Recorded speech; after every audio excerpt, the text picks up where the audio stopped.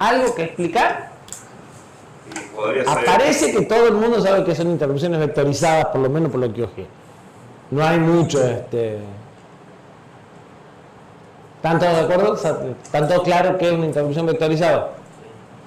Bien. ¿Qué diferencia hay entre una subrutina, una excepción y una interrupción? Ajá. ¿Y las excepciones? Son lo mismo que la subrutina. No estaba esa parte del video. Yo puse también. Bien. La interrupción se usa a 8 parámetros que no hace un subrutina. Pero la excepción sí lo hace. Bueno, llamo bien la excepción en la excepción. La excepción se produce puede ser no sincrónico. Normalmente es sincrónico con la ejecución, ¿Hay excepciones también en la sincrónica? No, en principio no, porque siempre son a condición. O sea, sí, podría ser asincrónica si es un error de paridad, por ejemplo, de memoria, porque no sabes cuándo se va a dar. Pero entonces empezamos por la punta del ovillo, que es una excepción. Ustedes que lo tienen claro, ¿qué es una excepción? Supongamos que estamos rindiendo final y yo defina la excepción. Final oral. La excepción es una rutina que se ejecuta cuando hay un error en la ejecución del programa. La rutina puede ser que corte la ejecución del programa o que cambie el resultado de lo que es. Correcto. Las excepciones son como las interrupciones, utilizan todo el mecanismo de las interrupciones, se comportan igual, tienen asignado un ID en los sistemas vectorizados, pero surgen no por un pedido de hardware externo, sino por una condición de error interna en el control. A diferencia de las subrutinas, no se llaman a través de un salto a una dirección explícito, sino que eso se hace automáticamente cuando se detecta la condición de error. ¿Sí? Entonces se utiliza todo el mecanismo de interrupciones, donde la llamada no se hace por programa, digamos, pero para resolver problemas del programa, a diferencia de las interrupciones, que es para resolver problemas o situaciones externas. Las excepciones resuelven situaciones internas.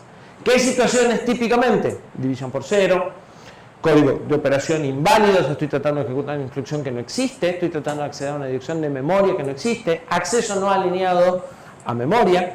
¿Se acuerdan la luz roja de la placa que se prendía? Bueno, adivinen dónde está. En la rutina de excepción de errores. ¿Sí? Entonces, cuando se produce un error en el programa, el control llama a una rutina, ¿sí?, sin intervención del software, y en esa rutina nosotros propusimos que se prenda la luz roja. ¿Sí? El debugging, la ejecución paso a paso, es también una excepción. Eso es lo que le permite ver el estado del programa y seguir avanzando y ver, poder inspeccionar los registros y el estado del programa y como congelarlo el programa para poder ver. Hay una rutina de debug que es la que inspecciona el programa y hay una excepción de debug que hace que salte a la rutina para poder capturar el estado y vuelva. ¿Sí? Entonces, las excepciones comparten todo con las interrupciones salvo el origen. ¿Sí? Y con las subrutinas, la diferencia es que en las subrutinas yo hago un llamado a una subrutina por programa y para hacer ese llamado conozco esto es importante, conozco la dirección donde está la primera instrucción de la subrutina. ¿Sí? Porque hago un branch a la subrutina. Mientras que en las excepciones el control utiliza un ID y con ese ID ya determina, usando la tabla del vector de interrupciones, a dónde está la subrutina. ¿Sí? ¿Qué es un sistema operativo? Antes de avanzar en esto.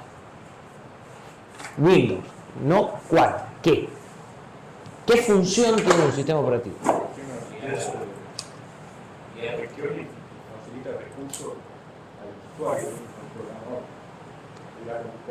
Bien, bastante cerca. ¿Sí? Es un programa que facilita el uso de la computadora al programador y o al usuario. Depende del tipo de sistema operativo que estemos hablando. En realidad es /i al programador, /i al usuario. ¿Sí? Algunos sistemas operativos no interactúan con el usuario, otros sí, pero casi todos le resuelven la vida al programador. Algunos también al usuario.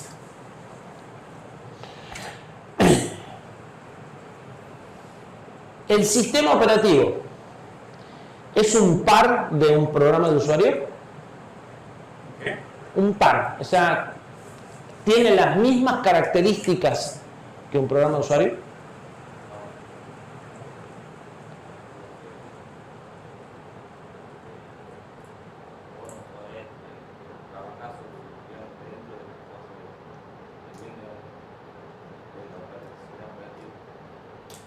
¿Cuál es una de las funciones de los sistemas operativos que conocen?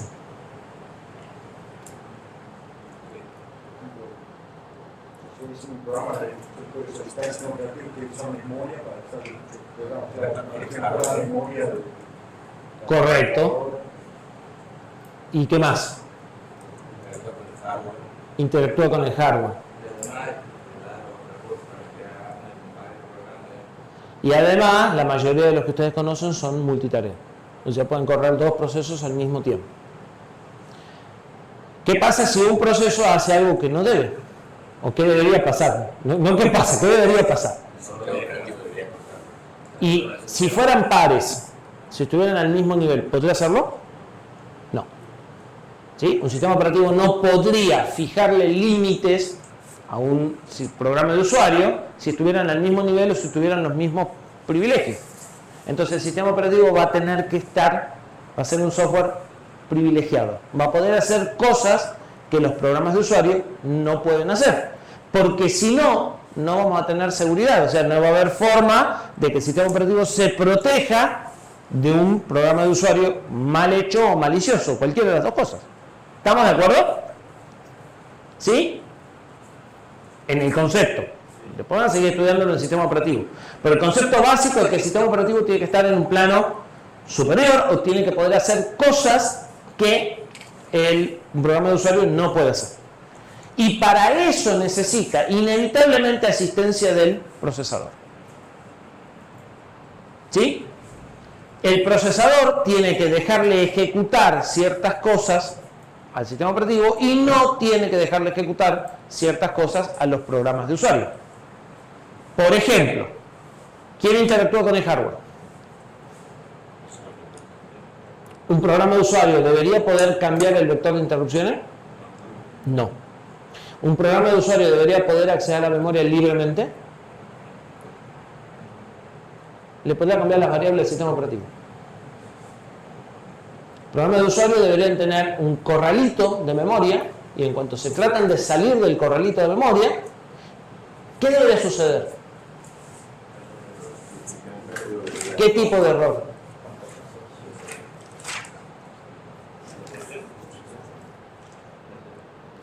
Una excepción, un trap.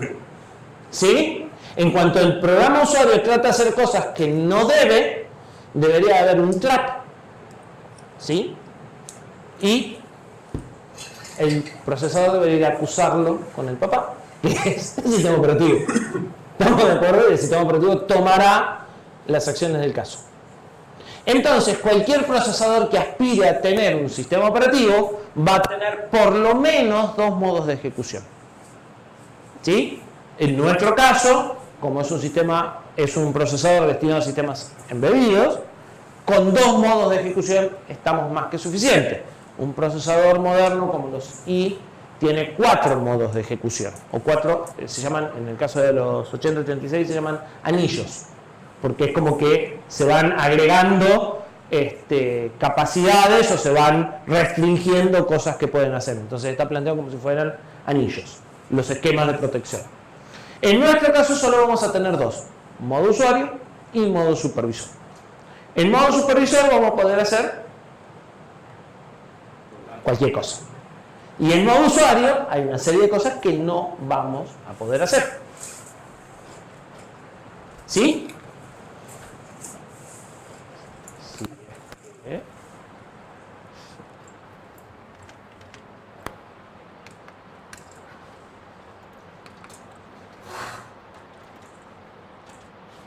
Ajá. Estamos rebeldes.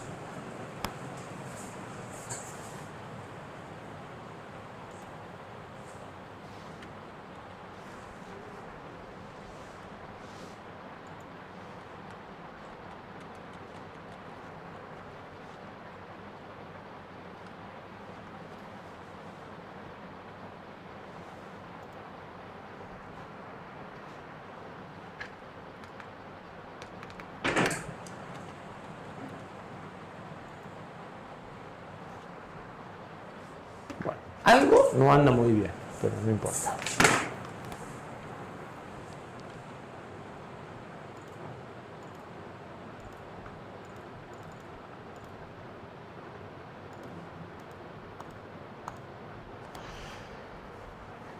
En modo supervisor se puede hacer cualquier cosa, se puede ejecutar todas las instrucciones y se puede acceder a todos los dispositivos y áreas de memoria. Y en modo usuario no se permite acceder a los dispositivos, no se permite acceder a algunas áreas de memoria, ¿sí? Y se agregan una serie de restricciones.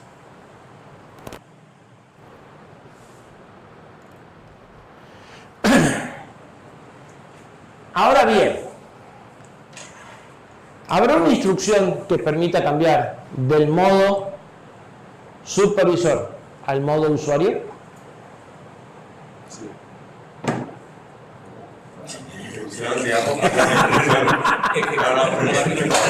¿Habrá una instrucción que permita bajarnos los privilegios? Pongámoslo fácil. Yo soy el sistema operativo y me quiero bajar los privilegios. ¿Lo podré hacer?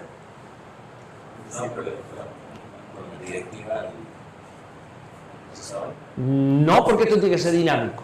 Pero aquí también tenés, digamos, no puedes bajar tantos privilegios, tiene que tener un control sobre todo.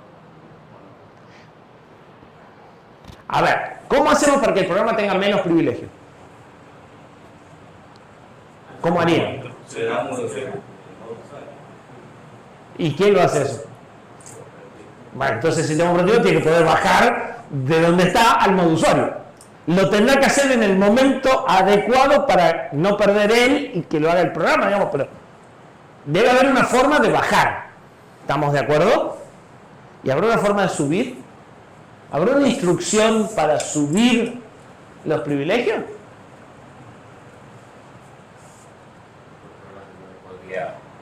Si existiera el programa, no lo debería poder usar. ¿Y entonces para qué me sirve? O sea, si el programa no puede ejecutar una instrucción para subir los privilegios, el sistema operativo ya los tiene. Se entiende que no tiene sentido tener una instrucción para subir los privilegios, porque es como poner la llave y dejar la llave colgada en la puerta, o sea, ¿sí? Bien, ¿cómo se resuelve el problema? El problema se resuelve a través de las excepciones y los traps. ¿Por qué? Porque el sistema operativo no es un programa que está corriendo permanentemente. Es un programa que está como en segundo plano. El programa de usuario es el que corre permanentemente y le pide cosas al sistema operativo y el sistema operativo además atiende las interrupciones y los errores. O sea, el sistema operativo es como un conjunto de subrutinas que están ahí por si hacen falta. Pero no es el programa que se está ejecutando activamente en general. ¿Se entiende? Entonces, ¿cuándo vamos a subir los privilegios? Cuando haya una interrupción. ¿Por qué? Porque todas las rutinas de interrupción son del sistema operativo. Entonces, ¿cuál es el mecanismo? ¿El procesador en qué modo arranca?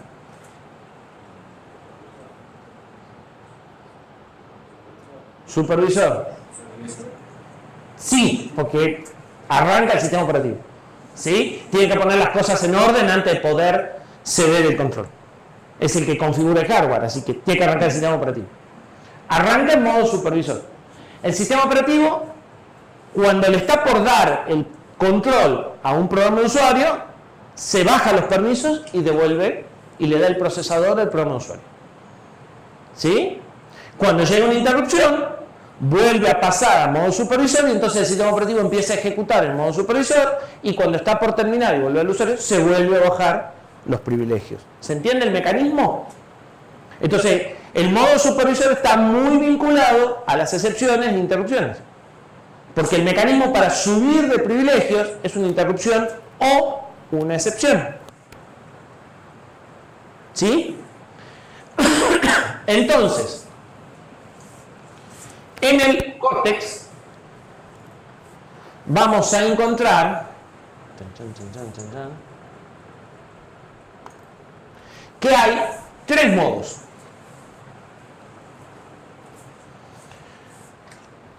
Porque además de tener el modo privilegiado y el modo usuario, el procesador sabe si está en una rutina de servicio o en un programa principal. Cuando está ejecutando un programa principal, está en modo thread.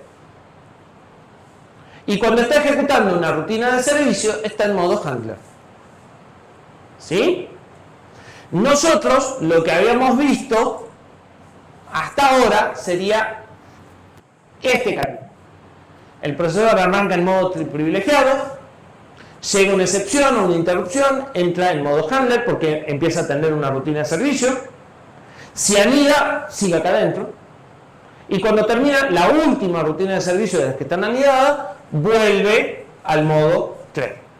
¿Sí? Entonces esto es, ¿estoy ejecutando un programa normal o estoy en una rutina de servicio de interrupción o de excepción? ¿Sí? Ahora se agrega solo una combinación posible, porque de las cuatro hay una que no tiene sentido. El modo handler no puede ser usuario. Entonces, el sistema operativo tiene la opción de bajarse los permisos de modo privilegiado a modo usuario. Entonces, los programas de usuario ejecutan acá. Cuando hay una excepción, el control se encarga de ponerlo en modo privilegiado. Y cuando termino, depende, puede que vuelva para acá o puede que vuelva para acá. ¿Cómo hace el sistema operativo para volver para acá? Si estaba acá, ¿cómo hace para volver acá y no acá? ¿Llamando alguna dirección de memoria específica? Fuerte. ¿Llamando alguna dirección de memoria específica? Más fácil. Que se cierre un registro. Ya estoy en una excepción. El modo usuario, supongamos que el programa este de usuario dividido por 0. Entré en una excepción y me vine acá. Y lo que tengo que hacer es a ese programa dejar de ejecutarlo porque no... Obviamente no sabe lo que está haciendo. Entonces, no puedo volver acá porque este programa hay que borrarlo de la memoria y sacarlo.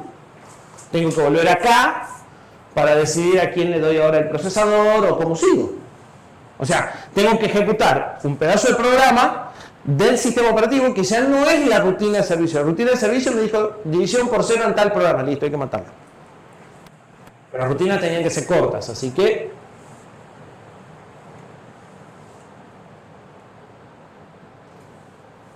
¿Cómo hacemos para volver a un lugar distinto del que nos fuimos llamados?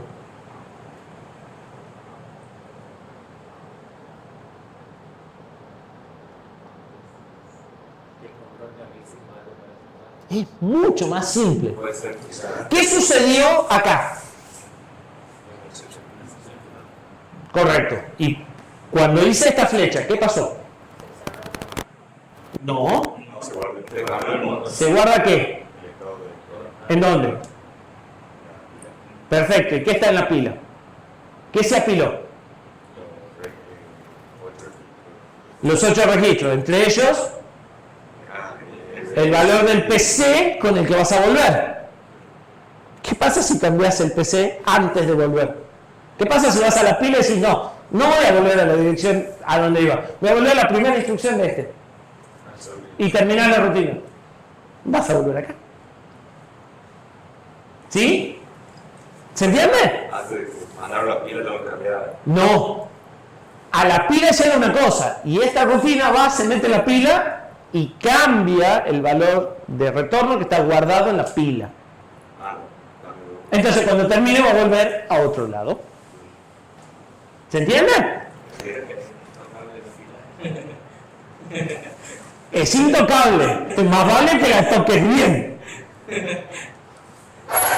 ¿Sí?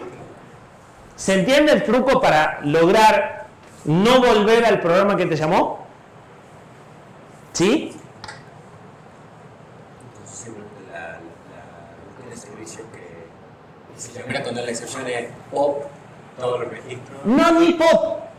Sabes que está 7 abajo, vas, escribís ahí y BXLR. ¿Ya está? Es más, si quieren lo pueden probar. O sea, buscan en qué lugar en memoria está la dirección de retorno, cambian la dirección de retorno con la dirección de la primera instrucción de otra rutina y hacen BXLR. Cuando se desapile todo, eso va a ir para el PC. Va a empezar a ejecutar lo que hayan puesto ahí. Si lo pusieron bien. Si no, van a caer en el trap de error. Pero cuando se desapila lo que había apilado el programa. Cuando terminás, cuando vos, a ver, el chiste es, yo estaba acá, hubo una interrupción, un trap, lo que sea, ¿sí? Entonces, esto era la pila, antes del trap. Se apila, creo que es PC, LR, R12, acá en realidad creo que incluso va el XPSR, y si no va al revés, no me acuerdo, R3, R2, R1 y R0. Y vos llegás a la rutina de servicio con el SP acá, ¿sí? Haces SP más 30, 1, 2, 3, 4, 5, 6, 7, 28.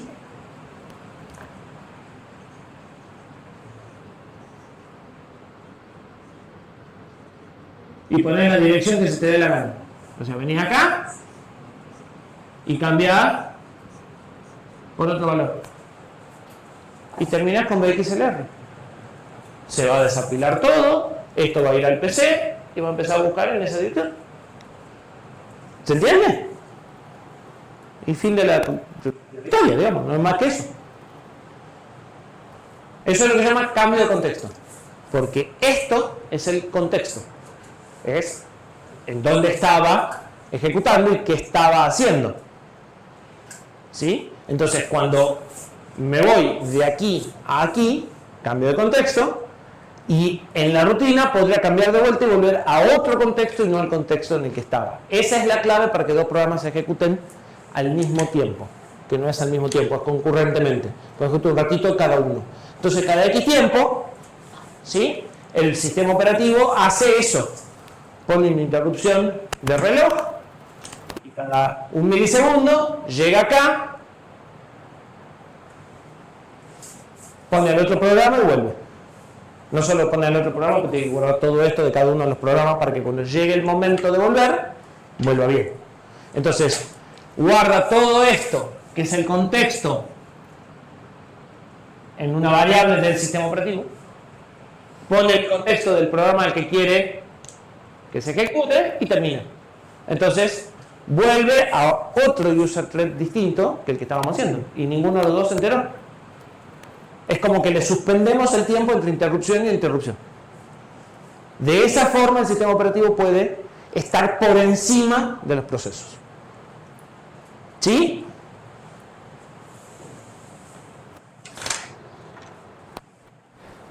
Bien.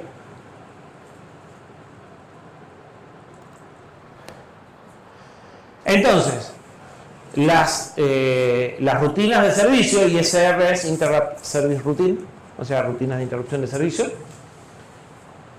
se llama modo handler, ¿sí? Porque en general están manejando a un dispositivo y entonces el controlador de dispositivo es un handler de dispositivo en inglés.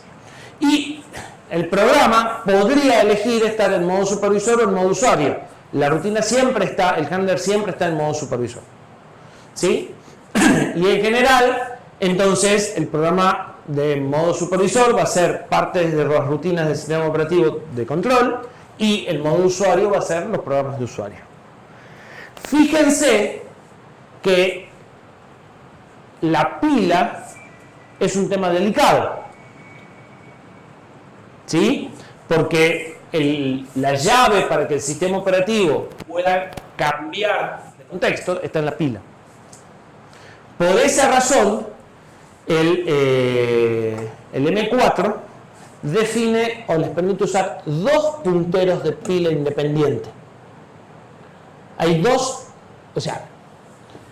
punteros de pila, el MSP y el PSP.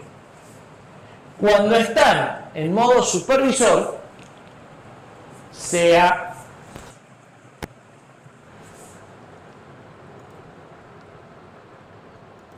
cuando están acá o acá, R12 es el MSP.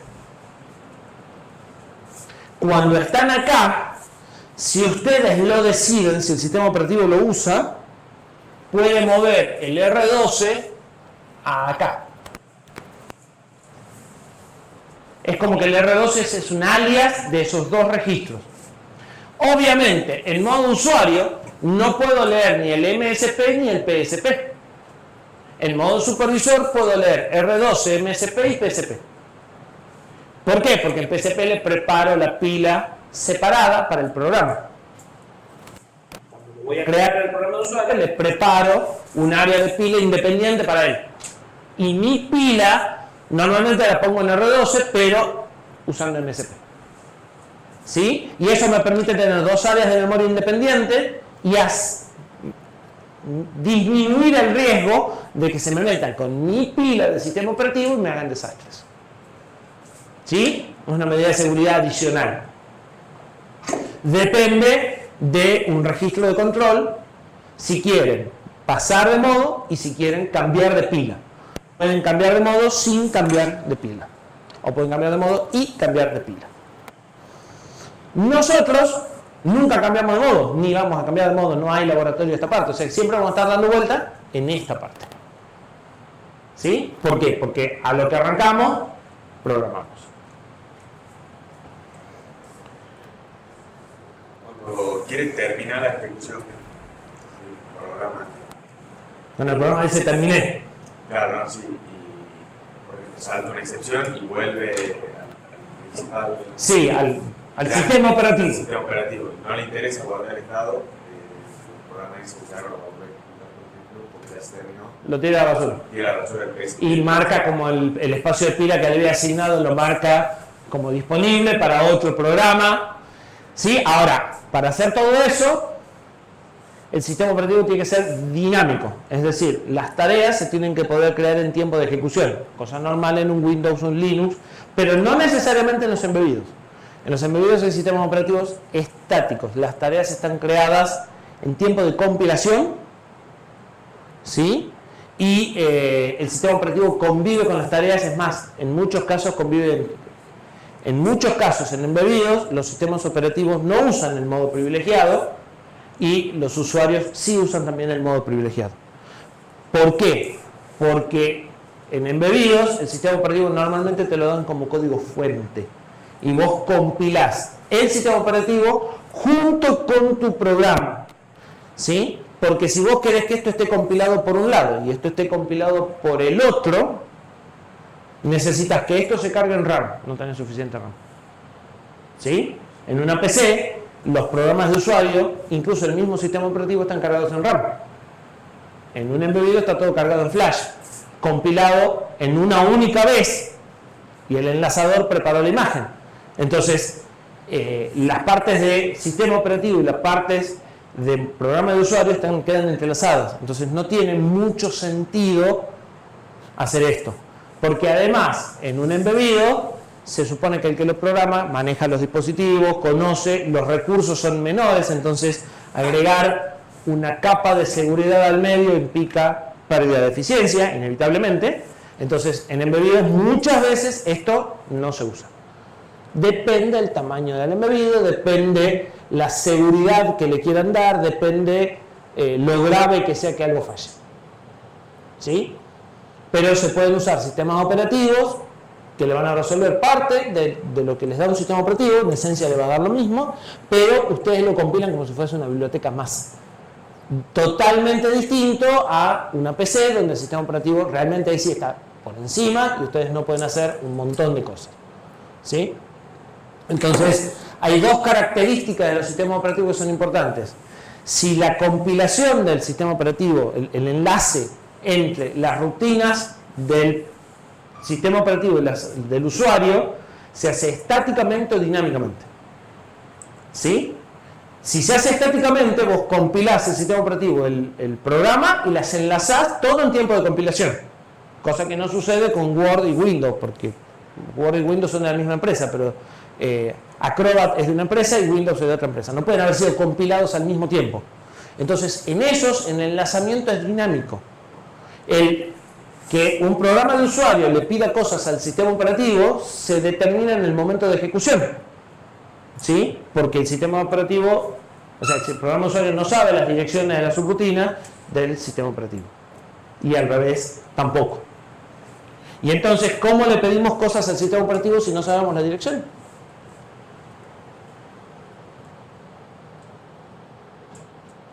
Si no sabemos la dirección, no podemos hacer una llamada subrutina.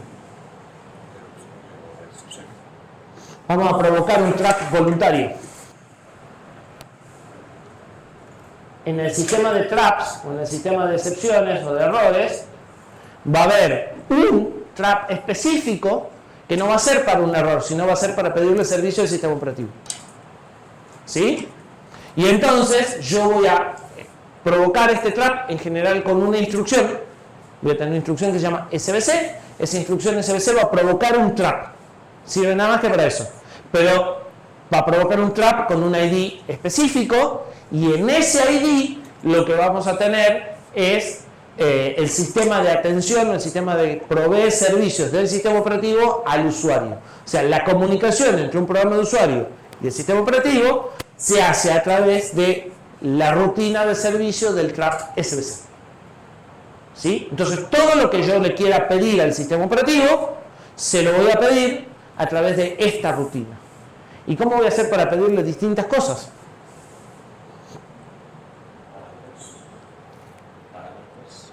¿Y dónde paso los parámetros? En registros. Porque yo sé que esto provoca un trap. ¿Sí? Como programa, yo sé que después del SBC se ejecuta la rutina del servicio operativo y después vuelvo. Entonces, puedo pasar parámetros como si fuera una subrutina en registro. El sistema operativo me puede devolver cosas en registro porque sé lo que estoy haciendo con esta instrucción específica, ¿sí? Y es más fácil por registro. Entonces, el control no podría recuperar error y Sí, pero el programa puede cambiar esto antes de devolvérmelo para poner resultado. ¿Se entiende? Pero solo en esta, porque yo sé que esto provoca un trap. Entonces, es como llamar a una subrutina sin la dirección de la subrutina. ¿Sí? ¿Por qué? Porque como no los compilé en el mismo momento, ni siquiera sé dónde está la subrutina. O porque los compilé en el mismo momento, pero yo estoy en modo usuario y necesito subir a modo supervisor. Y la única forma de hacerlo es con un trap. ¿Sí? Entonces, la comunicación entre el programa de usuario y el sistema operativo siempre se va a dar a través de una excepción. ¿Sí? Es una excepción que está diseñada para eso y que solo sirve para aumentarme los privilegios y saltar a la rutina. Y que todo el sistema operativo está organizado como rutinas de excepción. ¿Sí?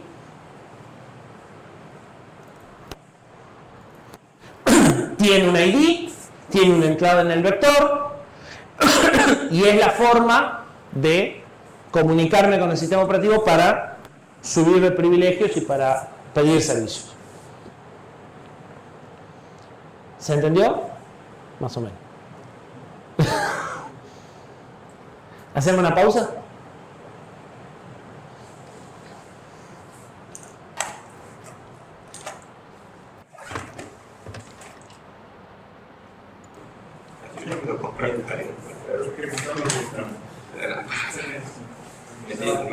Bueno, a ver, ¿quién se anima a explicar cómo resuelve el Cortex el anidamiento y la simultaneidad? Última pregunta del quiz. Llama primero a la rutina, llama a interrupción y se fija si es que no la tenemos todavía. No, Así que las prioridades usa prioridades. ¿Sí? se la pone por la base PRI, se pone la prioridad que se usa y después, si tienen las mismas prioridades, se usan ciertos bits para decir cuál es prioridad o no. El base PRI no resuelve ni anidamiento ni simultaneidad. Separar El base PRI solo es un filtro para decir en este momento no quiero que me molesten de acá para arriba o de acá para abajo.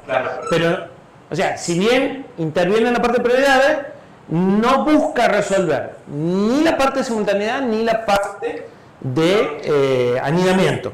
¿Sí? Es un filtro. La parte de anidamiento y de simultaneidad se resuelve partiendo las prioridades en dos partes. Digamos que prioridad y subprioridad. ¿Sí?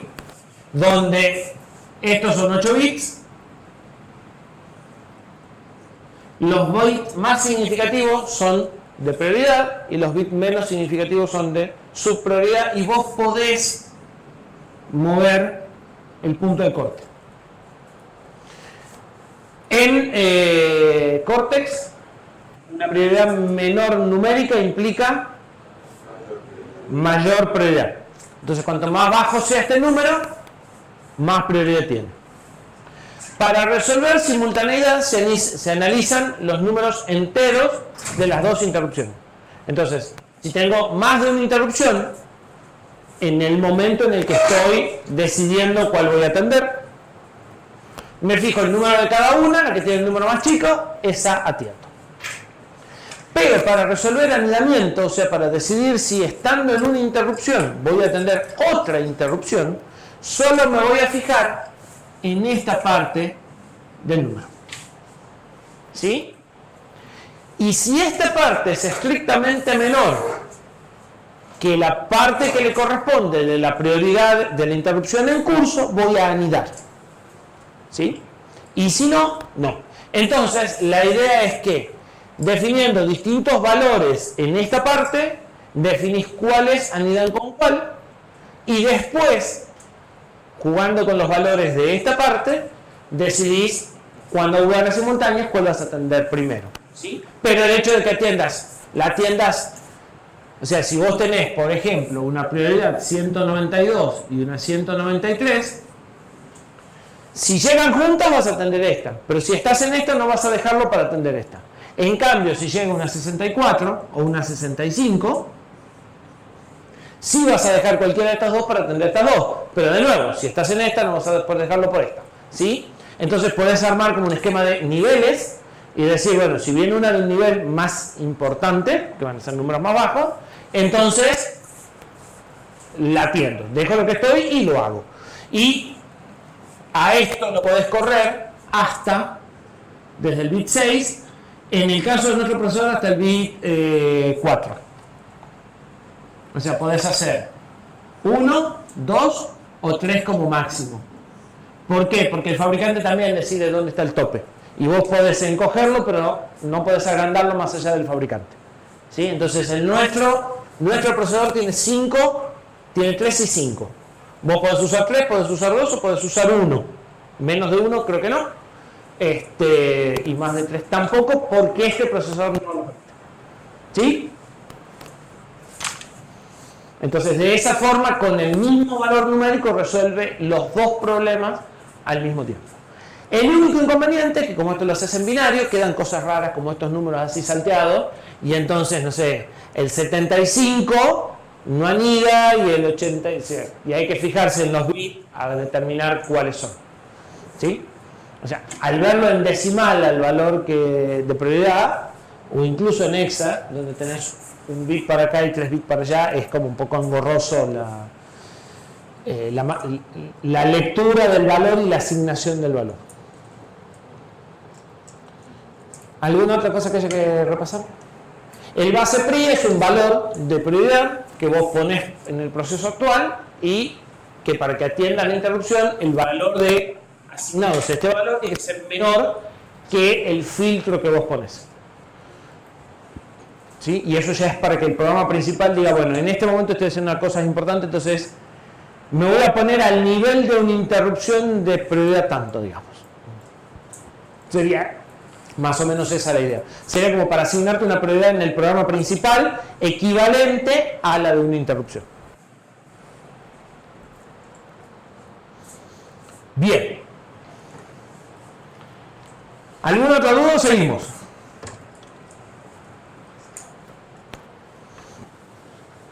¿Quedó claro cómo se comunica un procesador, el sistema operativo, el programa de usuario con el sistema operativo?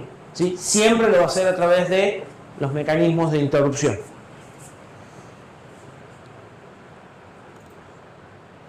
Bien. ¿Qué pasa cuando hay un reset?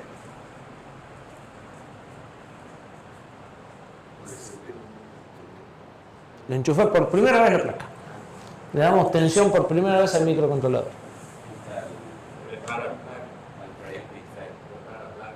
Tiene que preparar la placa. ¿Y quién debería hacer eso? El sistema operativo. Bien. Este procesador considera algo bastante extraño, no es normal, ¿sí?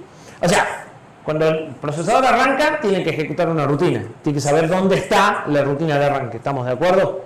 Sí, de alguna forma. De nuevo, puede que sea una cosa fija. La rutina de arranque tiene que estar en la dirección 0 o en la dirección 1000. ¿Por qué? Porque el PC arranca en ese valor. Poné vos la rutina ahí y punto. Algunos procesadores utilizan parte del vector. Bueno, ya que tenemos un vector, usemos una entrada del vector para decir dónde está el inicio del programa. ¿Sí? Este procesador no solo utiliza el vector, sino que incluso le asigna al reset un ID de trap o un ID de excepción. O sea, lo usa al extremo tal de que considera el reset como una excepción. ¿Sí? No, para acá. Entonces,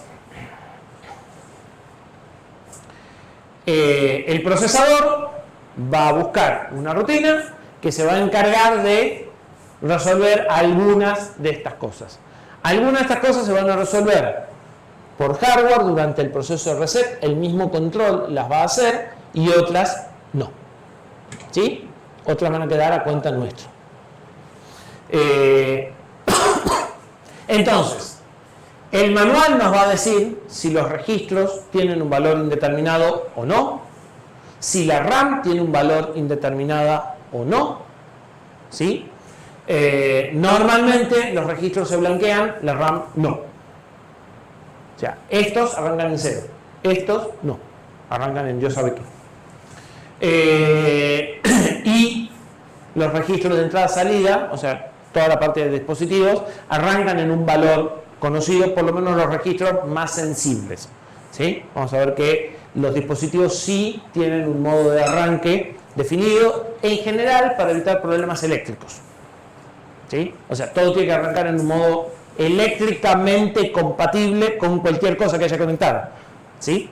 Entonces, cuando veamos más adelante entradas y salidas digitales, vamos a ver que como entrada sí, como salida podemos crear un cortocircuito.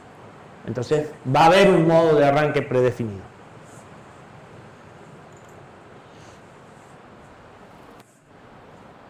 Como mínimo, el procesador le tiene que asignar un valor conocido al PC. Eso es lo mínimo que tiene que hacer en el arranque. Y ese valor podrá ser fijo o lo podré elegir yo, pero tiene que ser conocido. ¿Sí? Nuestro procesador, además de asignarle un valor conocido al PC, también se lo va a asignar al SP, al stack pointer. Pero eso no es indispensable. ¿Por qué?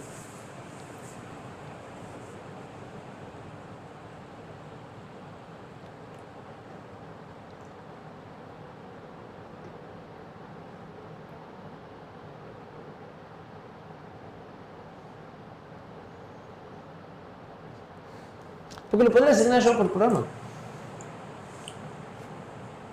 Yo podría poner el SP en el valor en el que quiera con instrucciones. No debería tener un valor inicial donde hagan la activación.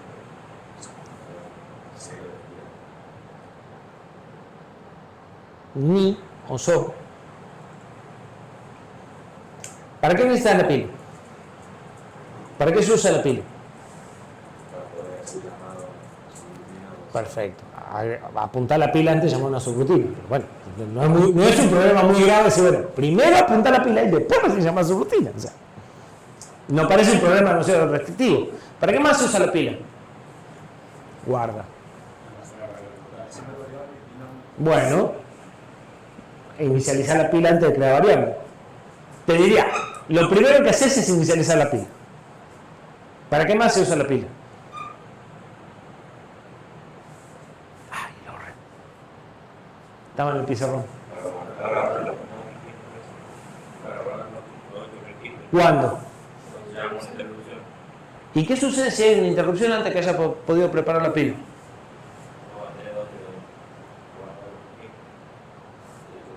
¿Y qué harían ustedes?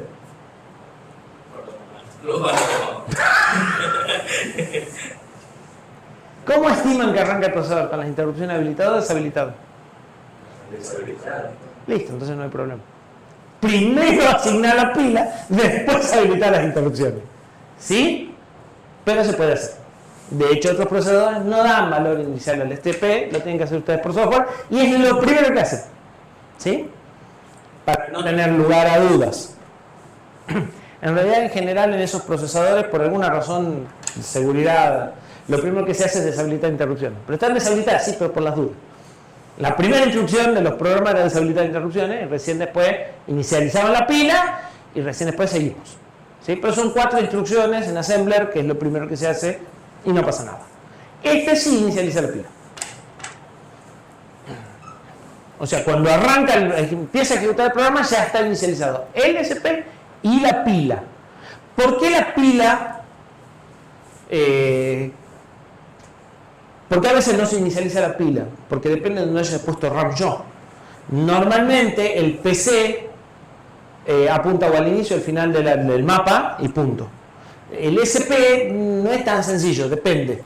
¿Sí? La RAM la puedo haber puesto en distintos lugares. Y entonces, como hay que mandarlo al final de la RAM, no es tan simple saber de entrada qué valor es. El PC se puede inicializar con un valor constante sin muchas complicaciones. El SP no. El SP depende de mi sistema en particular. Si es un microprocesador, el que tiene más RAM o menos RAM, no hay mucho por pensar. ¿Sí? Además de eso, esto es importante, ¿qué sucede con los osciladores cuando le dan tensión por primera vez? No sé, no vimos osciladores.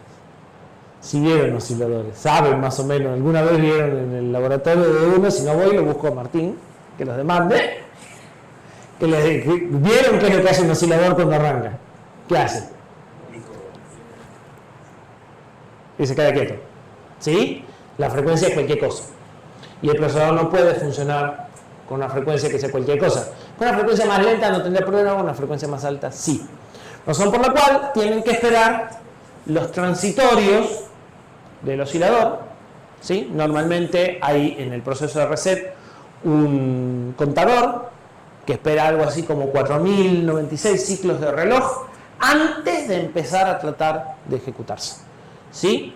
Eso es importante porque cuando ustedes ahorran energía, ¿cómo ahorran energía?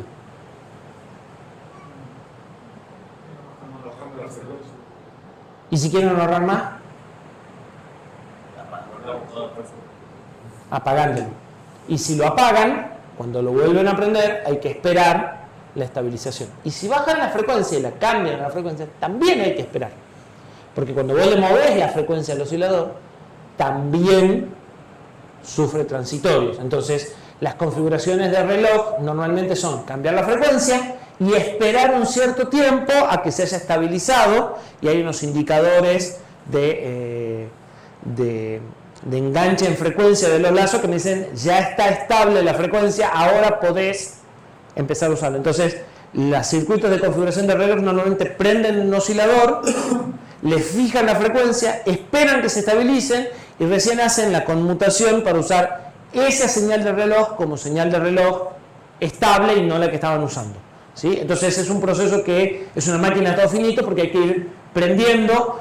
Si quieren cambiar mucho la frecuencia, si quieren subir de 1 mega a 200, Normalmente eso no se lo banca así nomás, entonces tienen que hacer saltos y subirlo de 1 a 80, esperar que se estabilice, cambiar determinados parámetros, subirlo de 80 a 240, esperar que se estabilice y recién decirle al procesador, ahora empieza a usar esa señal de 240 y no la que venías usando, ¿sí? Entonces, manipular el oscilador es una de las cosas más complejas que les puede tocar. El señal que creo que usa la computadora es limita el tiempo así que es la misma que tiene el transitorio. ¿Cómo? El contador sí cuentas al mismo ciclos de reloj que son alternantes, pero vos ya sabés que, o sea, lo ensayaron y saben que en 4000 ciclos ya se estabilizó lo suficiente. Sabés que los primeros 2000 ciclos son los que hacen así, y como ese es un contador muy básico, no tiene problema que la frecuencia se venga en 1,5. Pero después, cuando vos tengas los tiempos de retardo adentro del procesador, subir la frecuencia 1,5 puede hacer que un registro quede con un valor que no es el que debería, porque no diste tiempo suficiente que la ALU genere el resultado, por ejemplo. ¿Me entendés? Entonces, la estabilidad del reloj dentro del procesador es mucho más delicada que en un simple contador que cuenta hasta 4096. ¿Sí? Pero sí, ese contador está contando esos ciclos que se mueven. Bien.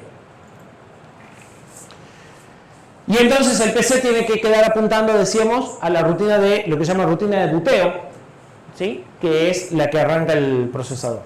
En este caso de este procesador, decíamos que se lo trata como una excepción de máxima prioridad. Y acá va a aparecer una cosa muy simpática. ¿Cuál es la prioridad más grande que tenemos? ¿1 o 0? 0. 0 era el número. Pero eso es en el base PRI. La interrupción de prioridad 0 existe. ¿Sí? La prioridad más alta que podemos asignar es 0. Como asignarle 0 al base PRI sería equivalente a no aceptar ninguna interrupción, porque tiene que ser menor o igual, tiene que ser menor estricto. Entonces el valor más bajo que le podría asignar al base PRI para que alguna interrupción se atienda es 1, para que las interrupciones de 0 se atiendan igual. Entonces, como ponerle al base PRI 0 sería equivalente a deshabilitar interrupciones, y ya hay una forma de deshabilitar interrupciones, bueno, deshabilitar interrupciones y listo. 0 es todo. ¿Sí? ¿Para qué? Para que hasta las de 255 se atiendan. Si no, tendría que poder poner 256 y usar un registro de 9 bits. ¿Se entiende? Entonces, es una particularidad de base PRI. Base PRI necesita el 256 para decir todas, y no tiene mucho sentido el 0. Entonces el 0 es el 256. Parche. ¿Sí? Pero las interrupciones tienen prioridad 0 y entran por encima del base PRI 1. ¿Y entonces cómo hago para que esto sea más prioritario que el 0?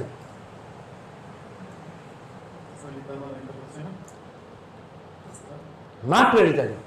Más prioritario quiere decir que si tengo una interrupción 0 y esta excepción, tengo que atender esta. En realidad menos 3. Porque va a haber 2 más todavía entre el 0 y esta. Las prioridades fijas de ciertos traps, de ciertas excepciones, que son fijas, van a ser negativas. Entonces va a ser menos 1, menos 2 y menos 3. El reset es la más prioritaria de todas. No puedo hacer otra cosa. O sea, el reset se puede dar por un inicio de tensión o se puede dar por un pedido de reset por software o por hardware. Pero atender al reset, o sea, si entraste en un ciclo de reset, lo tenés que terminar. Y no podés hacer otra cosa en el medio del reset. Entonces, de estas excepciones fijas o estas condiciones particulares, la más importante va a ser el reset. ¿Sí? Entonces va a tener o menos, creo que menos 2. Menos 1 o menos 2, no me acuerdo. Y ese método estaría en 8 bits de... No, está puesto en el control en realidad. O sea, vos no lo podés cambiar al menos 2. ¿Sí? Entonces es una forma, es una excusa de decirte, si hay un reset, de atender el reset y no otra cosa. O sea, si entro en una interrupción y junto con la interrupción entra un pedido de reset, a la interrupción no la voy a atender, voy a ir al reset. ¿Sí? Digamos que está justificado diciendo que es menos 2, entonces es más prioritaria. Pero no se puede configurar, o sea, ninguna de las prioridades negativas se pueden configurar, están puestas fijas en el comportamiento del control. ¿Sí? O sea que no hay ningún registro que las tenga a esos valores numéricos guardados. Los registros solo tienen valores positivos.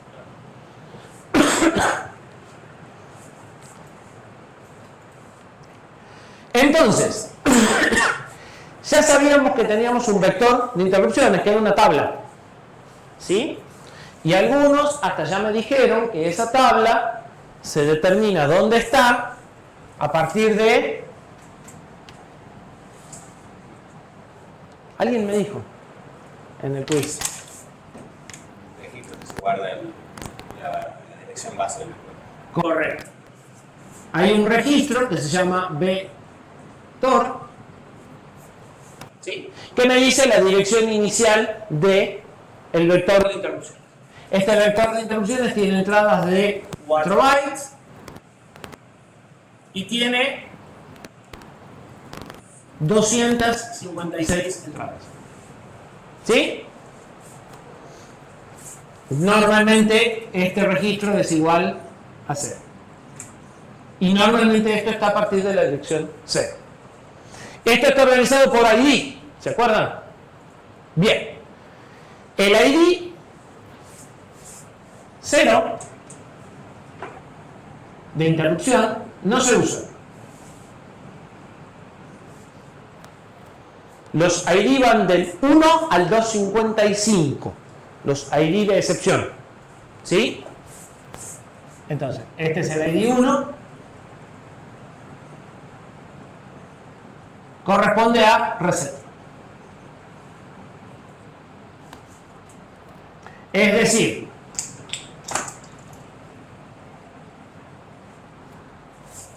¿qué escribo acá? La dirección de la rutina de boteo. Yo pongo acá la dirección de main. De hecho, cada vez que ustedes ponían org, ponían main 2 puntos y ponían global main, era para que el linker ponga acá la dirección de la etiqueta main. O sea, busca el valor que le dio la etiqueta main y lo escribe en esta entrada.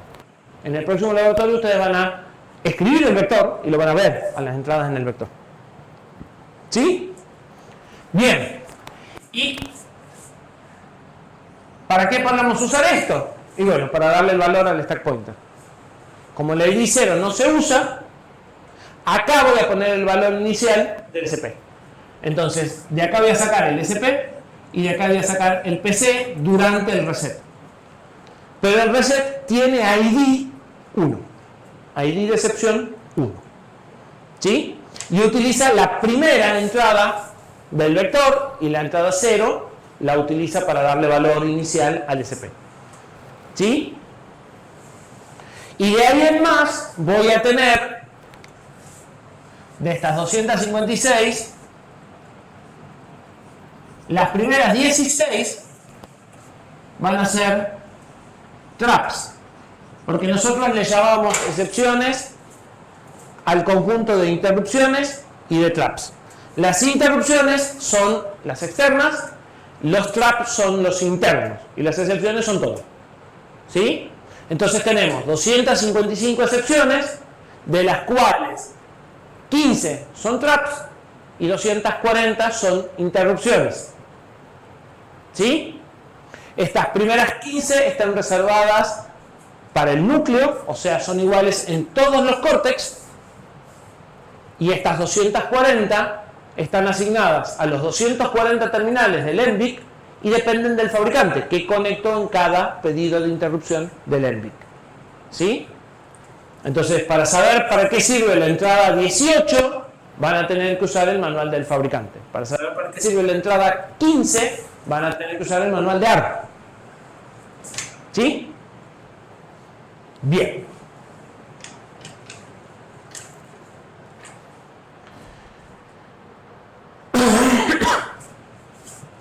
En aplicaciones embebidas, normalmente esto apunta a flash y esto apunta a RAM. ¿Sí? ¿Estamos de acuerdo? Esto podría apuntar a RAM. El PC podría apuntar a RAM.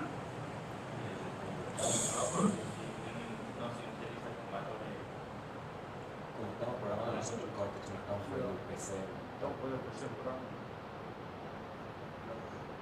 ¿Sí?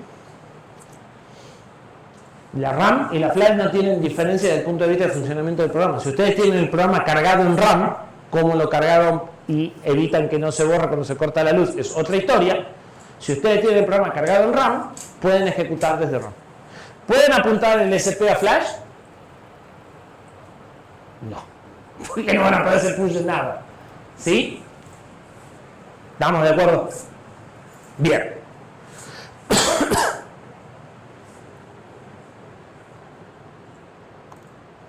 Entonces, esto es aproximadamente el esquema del sistema de interrupciones de un Cortex. Tenemos el procesador, el ENVIC, todos los periféricos piden interrupciones a través del ENVIC. El ENVIC es el que se encarga de, a partir de un par de entradas, de una única entrada de interrupción del procesador, generar las 240, manejar las prioridades, manejar la simultaneidad, manejar el anidamiento, para lo cual una de las cosas que tiene de acá es la prioridad de del base PRI, por ejemplo, ¿sí? Para saber si va a pedir o no la interrupción. Tanto el procesador como el ENVIC entran al bus de datos, porque este tiene registros de configuración, y aparece un dispositivo que pide interrupción en el ENVIC, que siempre está. O sea, todos estos son los periféricos del fabricante. Pero Cortex pone un primer periférico que sirve para pedir interrupciones en forma periódica. Sirve para decirle, interrumpirme cada 100 milisegundos, 50 milisegundos, 10 milisegundos. Solo sirve para eso. Y siempre está. ¿Alguno se anima a pensar por qué? Para poder hacer todo lo que he dicho antes, se puede correr muchos programas al mismo tiempo, tiene que ir llamando a distintos programas. ¿Y quién lo tiene que hacer? El sistema operativo. Entonces, al estar esto y esto siempre iguales, el sistema operativo depende del núcleo y no depende del fabricante. ¿Se entiende? La implementación del sistema operativo, cómo va a ser el sistema operativo para sacarle el procesador a un proceso y dárselo a otro, o sea, ese cambio en el tiempo, depende de esto y de cómo se atienden las rutinas. Y es todo constante. Entonces, en un Cortex M4, el sistema operativo depende del Cortex M4, no depende de qué versión, de qué fabricante estamos usando. Si este temporizador dependiera del fabricante, asignarle la cuota de tiempo a cada proceso dependería del fabricante, habría que cambiarlo de procesador en procesador. ¿Sí? Entonces, como para implementar un sistema operativo necesitamos, además del SBC, que ya está acá, en definitiva, esta base de tiempo para saber cada cuánto tiempo vamos a ir cambiándole, sacándolo a uno y volviendo al otro, esto también se incluye en el diseño. ¿Sí? El SysTick debería estar conectado también al bus de datos para poder nosotros preferirle. Sí, tiene 3 registros, así que también está conectado al bus de datos. De hecho, es lo que vamos a empezar a ver ahora, el SysTick. Es un dispositivo de entrada-salida, tiene un registro de control, un registro de estado y un registro de datos. El registro de datos normalmente no le vamos a dar bolilla, porque el registro de datos me va a decir en cuánto está la cuenta. No me va a interesar en cuánto está la cuenta. Lo que me va a interesar es cada cuánto interrumpe, y eso lo pongo en un registro de control, y después en un registro de estado para saber si hubo una interrupción o no. Si es que no quisiera usar interrupciones, porque voy a poder usar el SysTick sin interrupciones o con interrupciones, como cualquier otro dispositivo. Y entonces tiene 3 registros, y es de lo más fácil, de los dispositivos más fáciles con los que vamos a poder interactuar. Y nos va a servir para nuestra base de tiempo del reloj. Este es el que va a provocar la interrupción para cambiar de dígito, para contar el tiempo, etc. Que habíamos visto el reloj era que se llamaba cada 1 milisegundo. Vas a poder programar cada cuánto querés que se llame. En un registro de control vos le vas a decir cada cuánto tiempo querés la interrupción. Y lo vas a poder elegir dentro de la cantidad de bits que te da el contador. ¿Sí? O sea, es algo parecido a lo que hicimos nosotros, pero como más sencillo todavía, o más básico, ¿sí? Al que construimos en el tema anterior. Más o menos la misma idea.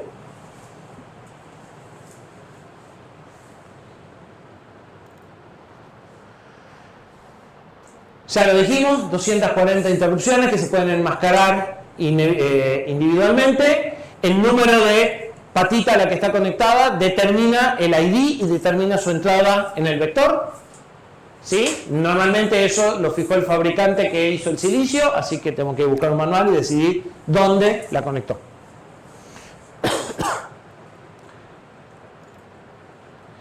Bien.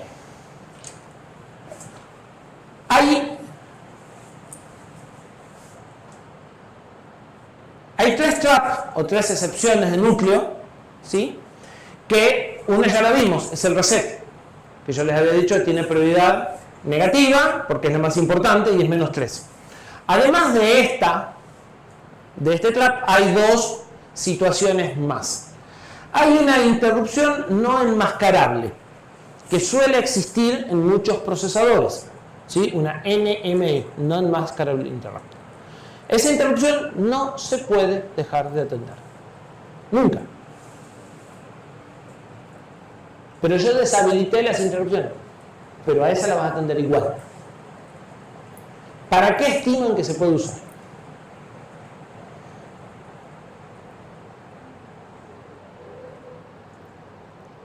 ¿O para qué la usaría? Para nada.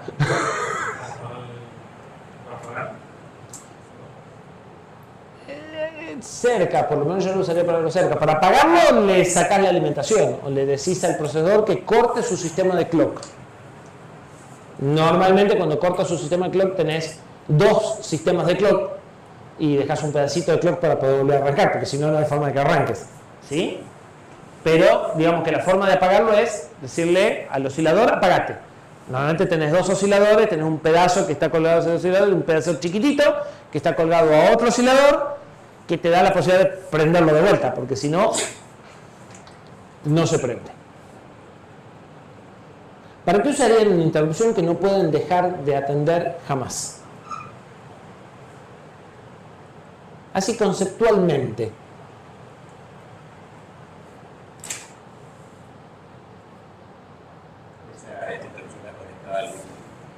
A lo que vos quieras. Es un mecanismo que el procesador te da. El procesador te dice, mira, si vos me mandás un pedido de interrupción por acá, yo lo voy a atender siempre. Pero están deshabilitadas las interrupciones. No importa. Está enmascarado, no importa. Tengo el base PRI, no importa. Lo voy a atender. Si vos me mandás una señal por acá, yo lo voy a atender siempre. No tenés forma de evitar que se atienda. ¿Para qué lo usarías? Para prender el dispositivo. Ya está, el reset. Para apagarlo, apagas el clock. Vos te apagás. No te apagan externamente. Si te apagan externamente, te cortan la alimentación. Ya está, apagaste. Yo quiero algo más conceptual. Para algo muy grave. No la usarían para cualquier cosa. No suena que sea algo que se use para conectarse con un dispositivo. O sea, tiene que ser para algo especial. ¿Estamos de acuerdo? Por ejemplo, algún error externo serio, ¿sí? Que necesita atención urgente. ¿Sí? No sé, suponete que esto está controlando un sistema de seguridad y se está prendiendo fuego algo. ¿Sí? Entonces voy con NMI, o sea, no importa lo que esté haciendo. ¿Estamos de acuerdo? Debe ser algo gravísimo en principio. Se puede usar para algo parecido a lo que ya tiene internamente, para un problema serio de hardware externo. Por ejemplo, si estoy en un microprocesador y la memoria deja de funcionar o la memoria tiene errores de paridad, para avisar, che, el dato que estás leyendo no sirve, porque estás leyendo un dato que está corrupto. O sea, no lo trates de ejecutar o de usar porque no va a llegar a ningún lado. ¿Sí? Y eso es prioritario. Porque estoy trayendo una instrucción de memoria y la instrucción que estoy trayendo sé que viene mal porque la memoria tenía control de error y me está dando un error. ¿Sí? En un procesador. Acá en un microcontrolador eso ya está resuelto todo internamente. ¿Sí? Y eso entra en esta. Entonces la NMI suele ser una puerta a algo parecido a esto, a condiciones de error o condiciones muy críticas que siempre se tienen que atender. Generalmente situaciones de error y graves. ¿Sí? Y entonces, además de esa que es externa y que yo puedo decidir qué es la situación de error y cuándo la voy a manejar, el mismo procesador tiene una situación de error interna, por ejemplo, tratar de acceder a una dirección de memoria que no existe, o tratar de ejecutar una instrucción que no existe, que se llama hardware fault. ¿Sí? Y que también tiene prioridad -1, razón por la cual hayas hecho lo que hayas hecho con el base PRI, esta y esta se tienden. ¿Sí? ¿Se entiende? En esta está la luz roja. ¿Sí? Además del hardware fault, que no se puede deshabilitar, hay 3 faults más o 3 fallas más que se detectan internamente que ustedes pueden elegir usarlas o no. ¿Sí? Pueden usar violación de protección de memoria. ¿Qué será la protección de memoria?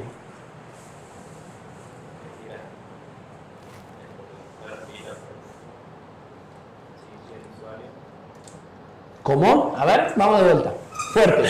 Si el usuario quiere violar, por ejemplo, Va por el lado del usuario, que me quiera salir del corralito de memoria que me asignaron. ¿Se acuerdan que dijimos que un programa tenía que manejarse dentro de un corralito de memoria y no se podía salir de esa memoria? Porque si podía tocar cualquier área de memoria, podía romper la pila del sistema operativo o al propio variables del sistema operativo.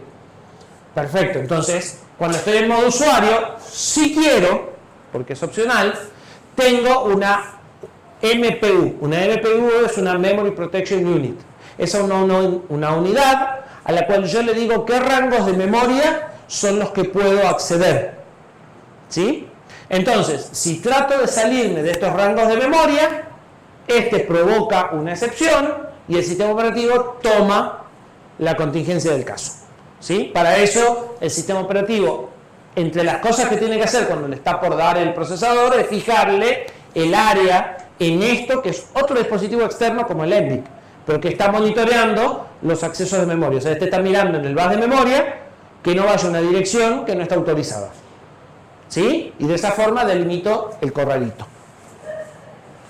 Entonces, si tengo activo el MPU, este procesador tiene un MPU, nosotros no lo configuramos, por lo tanto, todas las direcciones de memoria están disponibles, y habilito este fault, puedo protegerme contra esa parte. Y voy a tener este tipo de trap. Si trato de entrar a direcciones de memoria no definidas, ¿sí? Donde no hay memoria, y habilité el bus fault, lo que voy a tener es, en lugar de este, que es genérico, uno específico diciéndome estás accediendo a una dirección de memoria no implementada. Y si tratás de ejecutar una instrucción no definida o dividir por 0 o un acceso no alineado, vas a entrar en una falla de usuario. ¿Sí? Y si estas están deshabilitadas, todas estas se convierten automáticamente en un hardware fault. Entonces ustedes pueden elegir si quieren un poco más de filtrado o no. Estas tienen prioridades configurables en valores positivos. ¿Sí? La única negativa es esta. Y además, entonces, de estos tres traps especiales y estos 3 traps de error, tenemos el SBCall, que ya lo conocíamos, el que nos va a servir para pedir los servicios. La interrupción del SysTick va a entrar dentro de las 16 del núcleo, o de las 15. De las 15 llevamos 1, 2, 3, 4, 5, 6, 7 y 8. Va a haber una más que se va a llamar Pending SBC, que va a ser para que el sistema operativo pida servicios a él mismo y poder resolver algunas cosas de prioridades, si quieren. Y el resto están en blanco, o sea, de las 15 solo están definidas 9 y las otras 6 no se usan por el momento. ¿Sí? Y de aquí para abajo depende del fabricante, o sea, en algún momento vamos a ir al manual del LPC y vamos a ver qué hizo NXP con las 240 que quedan para abajo. Pero esto es siempre igual porque es parte del núcleo ARM. ¿Dudas? ¿Cómo ponemos la prioridad de los faults nosotros? Estos en unos registros iguales que los de las interrupciones, pero que tienen otro nombre y están en otra área de memoria. Los de las interrupciones están los 240 en forma consecutiva y vas a ver que es bastante fácil calcularle la dirección sabiendo dónde empiezan. Y estos son 12 más que están separados, pero de la misma forma y se parte con el mismo esquema de prioridad y subprioridad exactamente igual.